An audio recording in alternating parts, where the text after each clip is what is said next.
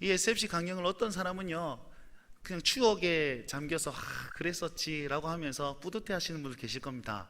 혹은 우리 중고등부 학생들은 와, 밥 먹기 위해서 내가 저거 진짜 열심히 외웠지, 수련하면 이거 안 외우면 밥 안 주거든요. 그랬을지도 모르겠습니다.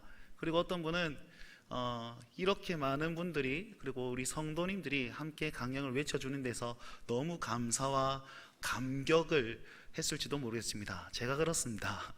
왜냐하면 저는 이 SFC 강령이라는 것을 인생의 목표로 삼고 있기 때문입니다. 누군가가 저에게 이렇게 질문한다면 저는 두말하지 않고 SFC 강령이라고 외칠 것입니다. 목사님, 나중에 목회를 하실 때 어떻게 목회하시겠습니까? 저는 SFC 강령대로 할 겁니다. 또 와가지고 지금 청년회를 맡고 계신데 청년회를 어떤 기준으로 교육을 하실 겁니까? 네, 저는 SFC 강령대로 할 겁니다. 왜냐하면 이 안에 정말 핵심적인 요소들이 다 들어가 있거든요. 이보다 귀한 신앙 고백이 저는 없다라고 생각합니다. 물론 제가 SFC 간사이기 때문에 그렇게 생각하는 거죠. 보시면 우리 SFC 강령에는요 이렇게 고백하고 있습니다. 우리의 신앙의 근거는 웨스트민스터 신앙 고백서에 다 근거하고 있습니다. 다른 말로 하면 우리 이단이 아닙니다. 우리 모든 신앙 고백은 여기 요점적으로 다 얘기하고 있습니다. 그러면 비전이 뭡니까? 네, 세상의 빛과 소금이 되는 게 우리의 비전인데 두 가지로 크게 나눌 수 있습니다. 교회 건설과 그 다음에 복음화입니다.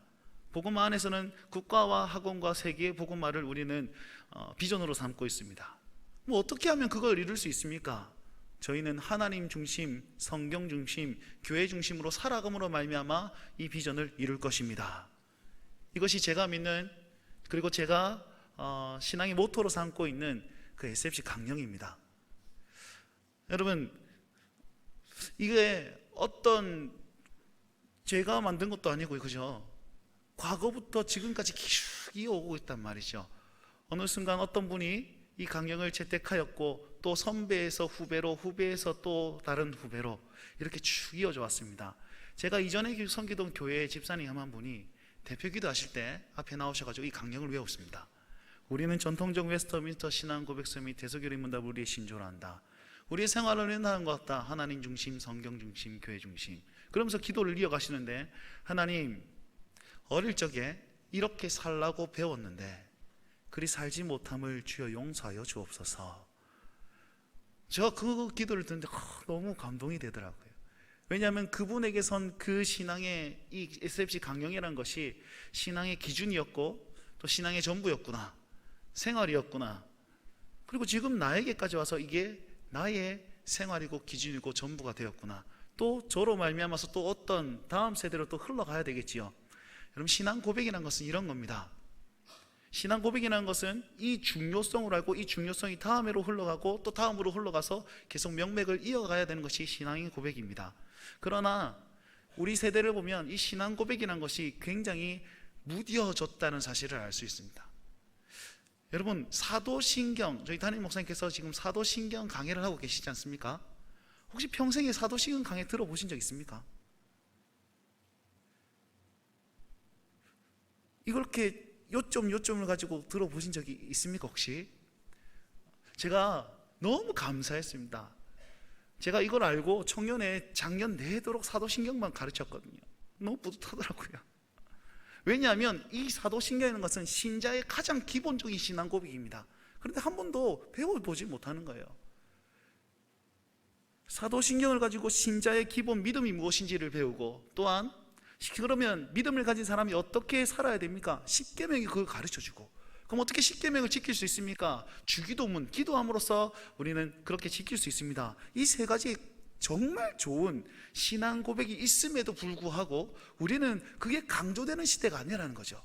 어떤 수적인 성장이라든지 아니면 눈에 보이는 어떤 것을 쫓아가다 보니까 이 신앙 고백이 많이 무뎌져 있단 말이에요. 저희 청년회에서 책 모임을 하는데요, 이번에 정한 책 제목이 그리스도와 문화라는 그런 책이 있습니다. 글라스 스킬러라는 그 네덜란드 신학자가 쓴 책인데, 여기에서 1장에 이렇게 얘기하고 있습니다. 그리스도와 문화. 이거 굉장히 어려운 주제다. 왜냐하면 문화는 천차만별 다르기 때문이다. 이렇게. 그리스도와 문화, 그러면 이 문화에 어떤 문화에 그리스도를 적용시킬 것인가? 이게 어렵다는 거죠. 미국 문화, 한국 문화, 중국 문화 다 다른데, 그리고 한국 문화 안에서 여기에서도 문화가 달라요. 한 세대를 30년으로 잡고 있습니다. 생물학적 한 세대. 그러면 여기는 지금 3세대가 모여 있습니다. 3세대가. 세대와 세대 간의 이해관계가 정말 어렵습니다. 예를 들어 한번 들어볼까요? 제가 만약에 설교를 했어요. 그런데 은혜를 너무 많이 받으셨어. 그랬으면 좋겠습니다. 그래가지고 제가 나갈 때 인사를 하는 거예요. 근데 어떤 사람이 이렇게 얘기합니다. 목사님 오늘 설교 짱이었어요. 좀 더 젊은 사람도 어떻게 얘기하는지 아십니까? 오늘 설교 쩔었어요. 배추 절인 건 아니고 쩔었어요. 더 어린 사람들은 어떻게 하는지 아세요? 지금 초등학교 중학생들은 째졌어요 이런 말 씁니다. 목사님 오늘 설교 째지던데요 이렇게 얘기한단 말이에요. 그러면 우리 1세대 어르신들은 뭐라고 얘기할까요? 목사님 오늘 설교 따봉. 그죠? 이거 용어가 다 달라요. 같은 의미인데도 다 달라요. 어떤 사람은 따봉이 편한 사람이 있고 어떤 사람은 째지는 게 편한 사람이 있습니다. 여기서 어떻게 그리스도를 한 그리스도를 전할 수 있습니까? 그럼 신앙 고백밖에는 없다는 것입니다. 근데 이 클라스 스킬더라는 이 신학자가요 더 큰 문제가 있습니다 라고 제의하는 게 뭐냐면 그리스도라는 것도 다 다르다는 거예요. 어느 교회는 그리스도를 이렇게 얘기하고 저런 교회는 그리스도를 이렇게 얘기하고 이 신학자는 이렇게 얘기하고 저 신학자는 저렇게 얘기한다는 거죠. 어떤 어른은 나는 예수님을 이렇게 믿는다라고 얘기하고 저 어른은 이렇게 믿는다고 얘기하고, 다음 세대들 나이 어린 사람들은 이게 예수님이라고 생각하고 또 우리 중간 세대들은 이게 예수님이다라고 얘기합니다. 그리스도가 다 달라요. 개인의 체험과 개인의 주관과 개인의 생각이 예수 그리스도를 정의하다 보니까, 그러면 나는 이렇게 생각하는데 다른 사람에게 뭐라고 가르치겠습니까? 똑같이 가르치는 거죠. 그러니까 그리스도가 너무 많아지는 것이 이 시대의 위기다라고 얘기합니다. 그럼 이걸 어떻게 할 수 있습니까? 글라스 스킬더라는 신학자는 교회가 해답이다라고 얘기합니다. 교회가. 왜요? 교회는 그 신앙 고백의 전통에 따라서 쭉 이어오고 있으니까.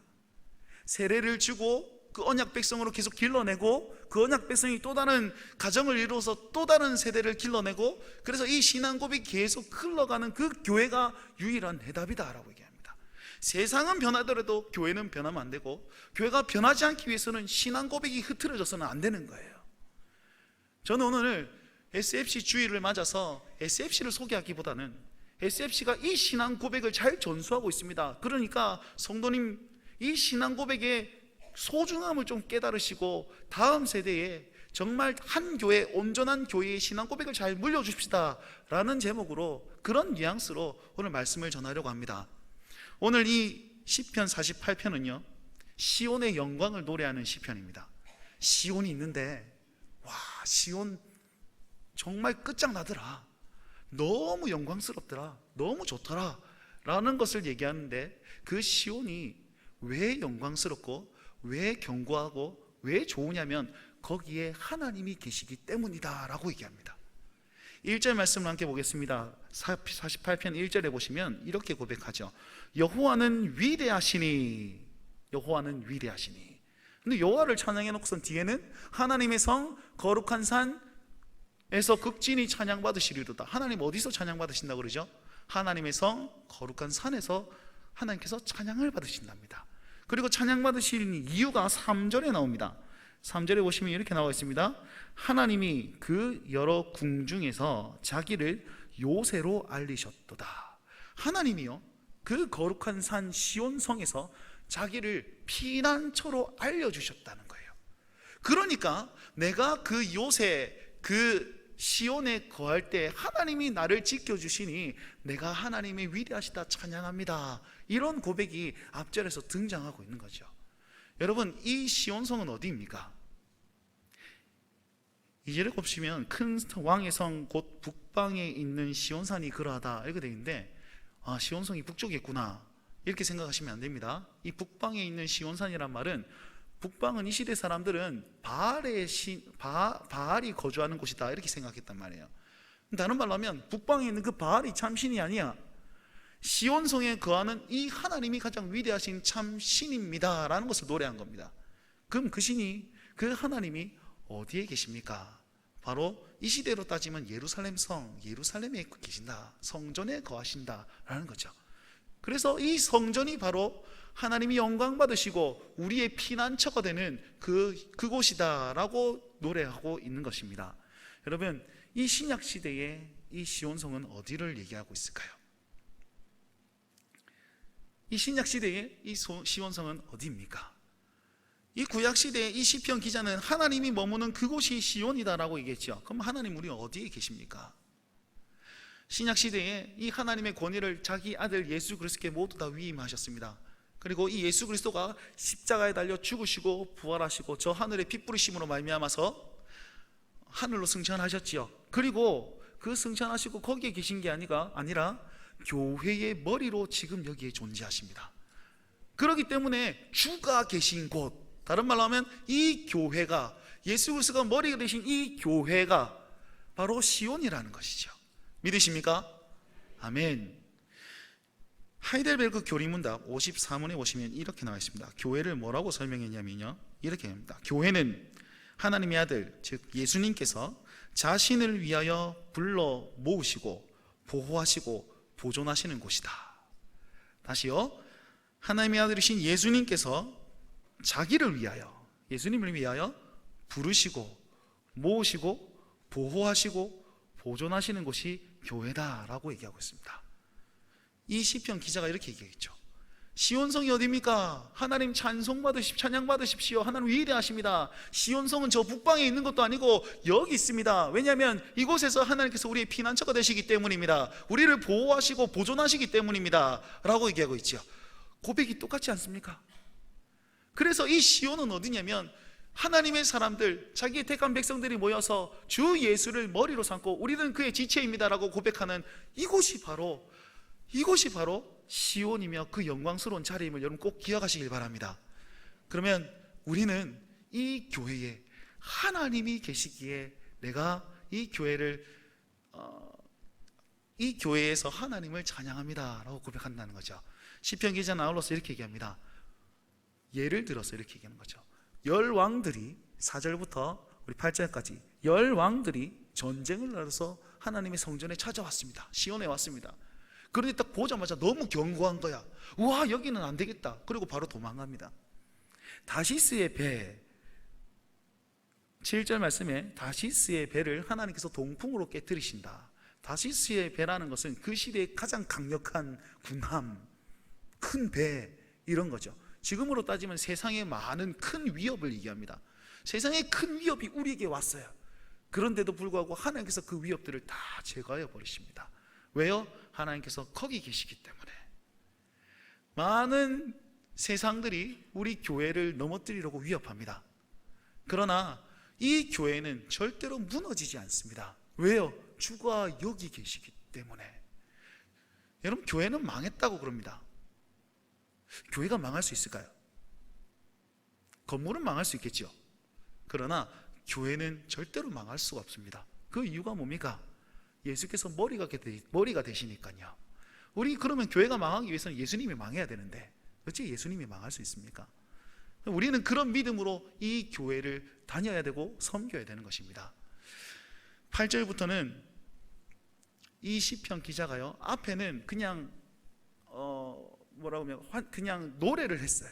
그런데 이제 직접 체험합니다. 체험하는데요, 이렇게 얘기하고 있습니다. 9절에 보시면, 8절에 보시면 우리가 들은 대로 만군의 여호와의 성, 우리 하나님의 성에서 보았다, 이제 경험했다라는 얘기고요.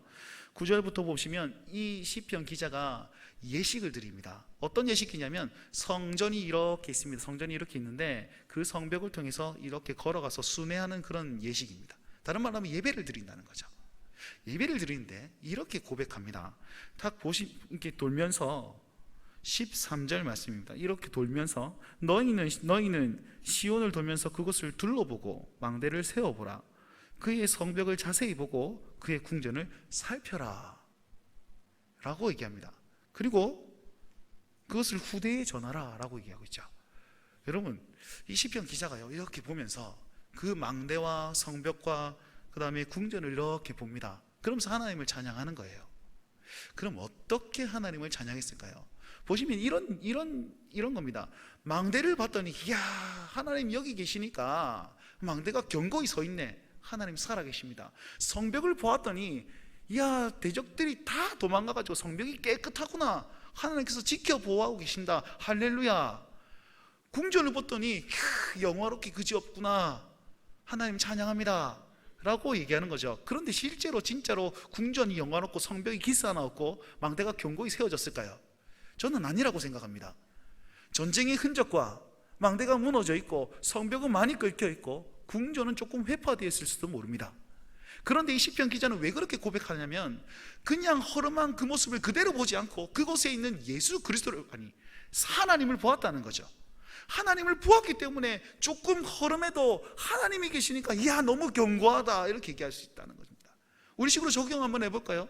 여러분, 교회의 모습을 보면서 이야, 너무 좋구나, 여기 하나님 그냥 은혜가 임할 것 같구나, 우리 교회 참 잘 지었어, 이걸 보고 하나님의 은혜를 경험하고 하나님을 찬양하십니까?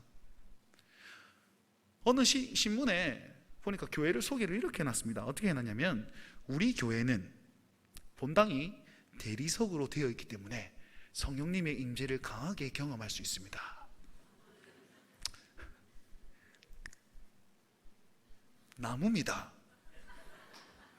여긴 누가 임하실까요? 여러분, 교회를 뻔찌르르하게 지어놨다고 성령님께서 거기 임하시면 여긴 좋구나, 나는 여기 있을란다, 이러십니까? 아니란 말이에요. 이 시편 기자는 그 허름한 그 어떤 성벽과 어떤 성전을 보면서도 하나님 계심을 바라보면서 이야, 이곳이 완벽하구나 라고 얘기했단 말이죠. 그럼 우리는 교회를 어떻게 봐야 됩니까? 예, 조금 불만스러운 것이 있을 겁니다. 조금 허름한 것도 있을 겁니다. 아니면 조금 마음에 안 드는 것도 있을 겁니다. 지저분한 면도 있겠지요. 그런데 그것을 보면서 야, 교회가 이렇다 저렇다라고 말하는 게 아니고요, 그래도 그곳에 계신 하나님이 계시고 우리 주 예수 그리스도가 계시기 때문에 이곳이 나의 피난처이고 이곳이 나의 생명을 건 하나님의 전이며, 그리고 우리 온 성도들이 하나님의 사람들로서 모인 나에게 주신 참 교회의 지체로구나, 이렇게 생각하면서 이곳이 하나님의 계신 곳이다 라고 고백해야 되는 것입니다. 사람을 보더라도 저 사람하고 나하고 안 맞아, 생각이 틀려, 목사님께서 늘 말씀하신 저 사람 있으면 내가 교회를 옮기든가, 그거 아니지 않습니까? 왜요? 그 안에도 예수 그리스도가 있고 내 안에도 예수 그리스도가 있고 우리가 하나로 모였을 때에 그게 교회의 모습이 되기 때문에. 13절 말씀 제일 끝에 이렇게 얘기합니다. 후대에 전하라. 뭘 전하라는 겁니까? 뭘 전하라는 거죠? 야, 성전, 망대, 성벽, 와, 궁전 엄청나게 좋으니까 이거 뭐 종이로 다 그려가지고 나중에 흠집 나면 이렇게 해라, 그걸 전하라는 건가요? 아니라는 거죠. 다른 말로 하면 신앙의 고백을 가지고 하나님 여기 계신다, 야 아들아, 하나님 여기서 역사하신다, 하나님 우리를 지켜 보호하신다, 하나님 우리의 피난처가 되신다, 여기에서 너희들이 살아야 돼 라는 사실을 후대에 전하라는 겁니다. 다른 말로 하면 교회의 참된 신앙 고백을 잘 증언하라, 잘 전하라, 그것을 해야 된다 라는 뉘앙스죠. 그게 뭐냐면 14절에 나옵니다. 14절은 다 같이 한번 읽어봤으면 좋겠습니다. 14절입니다 14절 읽겠습니다. 시작. 이 하나님은 영원히 우리 하나님이시니 그가 우리를 죽을 때까지 인도하시리로다. 아멘. 왜 후대에 전해야 됩니까? 이 모든 민족 교회를 왜 우리가 후대에 전해야 됩니까? 왜? 너희는 교회야, 너희가 교회로 살아야 돼, 하나님이 너희를 교회로 삼으셨어라는 메시지를 왜 전해야 하냐고요?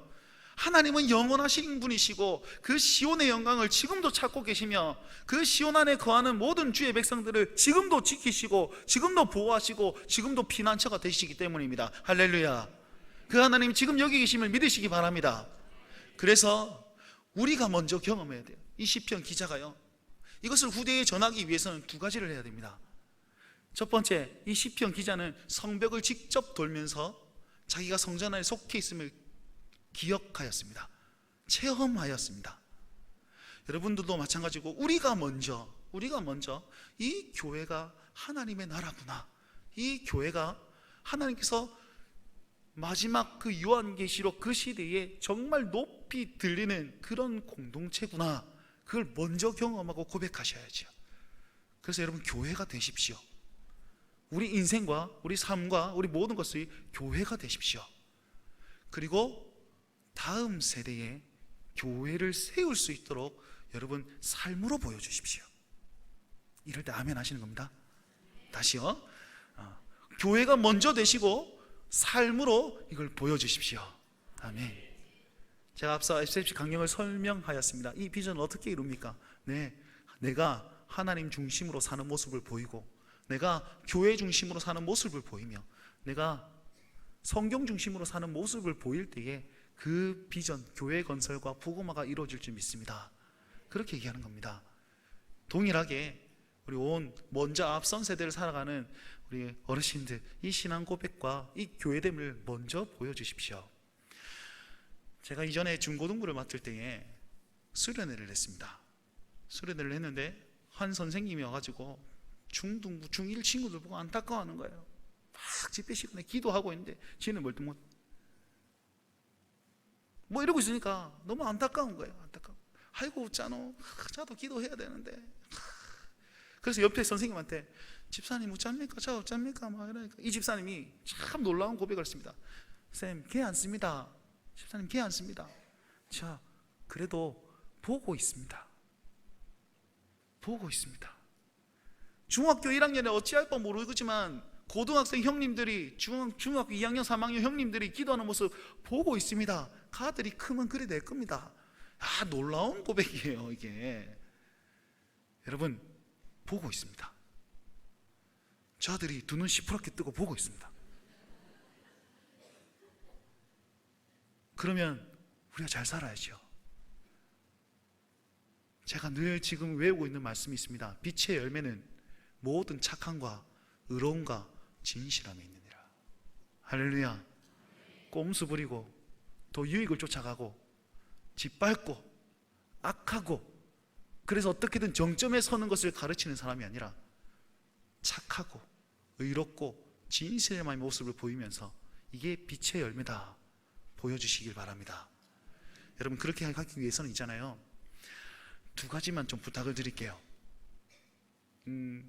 제 말은 아니고요, 습관이 영성이다 라는 책의 내용입니다. 자녀들에게 부모가 가정에서 가장 중요한 두 가지를 전수해 달라고 이 사람이 피력합니다. 첫 번째 뭐냐면 세례입니다. 세례라는 것은 부모의 신앙을 자녀가 그대로 받아들인다는 것을 의미합니다. 부모가 가진 그 언약 백성의 그런 신앙 고백을 이제 자녀에게 물려줌으로써 또 다른 언약 백성을 기르는 예식이 세례라는 것이죠. 세례 굉장히 중요합니다. 두 번째 뭐냐면 결혼입니다.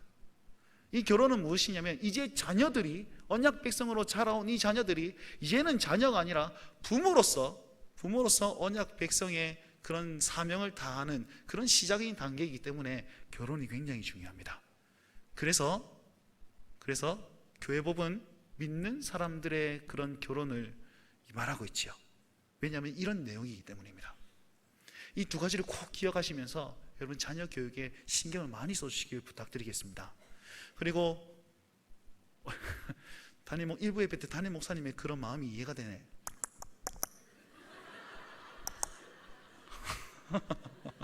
고개를 숙이지 말고 나를 바라봐. 오케이? 됐어. 얘들아, 우리 부모님들의 신앙 고백이 재미없는 게 아니야.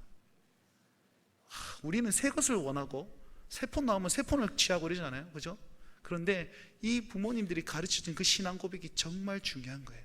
그게 여기서 나면 위대하시다, 놀랍다, 하나님이 우리의 피난처다, 그 하나님은 영원히 너희들과 함께 할 것이다, 그런 내용이 있기 때문에 친구들아, 신앙 고백 알겠지?